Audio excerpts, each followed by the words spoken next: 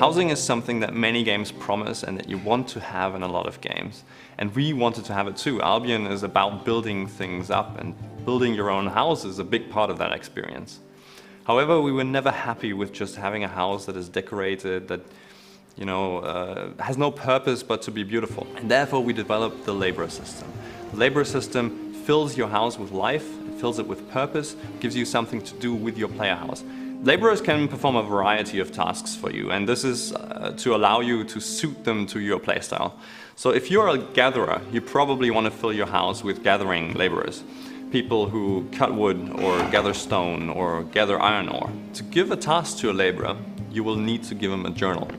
A journal is an item you can acquire in an empty state from the laborer himself. So a woodcutter, for example, will be selling you woodcutting journals. And when you then go out and collect wood yourself, every time you do it, a note will be put into the journal.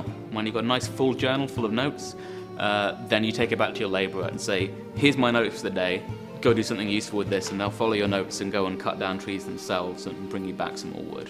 You probably want to pick a labourer that matches the kind of things that you normally do in the game. So if you do a lot of gathering, like you cut a lot of trees down, a woodcutting labourer would be really good for you, a lumberjack. If you mine a lot, you want a mining type labourer. If you craft, there are crafting labourers, and if you spend a lot of time hunting the various factions in Albion, you can hire a mercenary labourer who will do that for you as well. Labourers level up by performing tasks. The more tasks they do, the more experience they will gain, and once they've gained enough experience, they will be ready to level up. By upgrading your labourers, they will perform better, they will give you more resources for each task you give them, and they will be able to give you better resources. Leveling them up, however, comes at a cost. They will rise in their expectations, they will just require better furniture, better decorations to be happy, because they now feel they deserve it. Much like in real life, you need to keep your workers happy in Albion Online.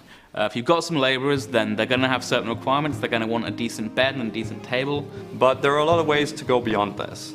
So, for example, by placing trophies which are specific to the labourers' interests, you can increase their happiness. A mercenary, for example, will be very interested in martial trophies. So if you have swords on the walls or armors displayed, he will become happy. A woodcutter will be more interested in samples of woods or small saplings that you place in the house. And therefore your house will start to reflect the types of laborers that you have in them. If your laborers are unhappy, then as they lose happiness, which happens over time, they will start to return less from their jobs. They're not working as hard, they're not as motivated, they're not as effective. And below a certain point, they just won't work for you anymore. They'll stay in your house, but they won't go out on jobs because they're just not getting a good night's sleep and they don't feel up to it.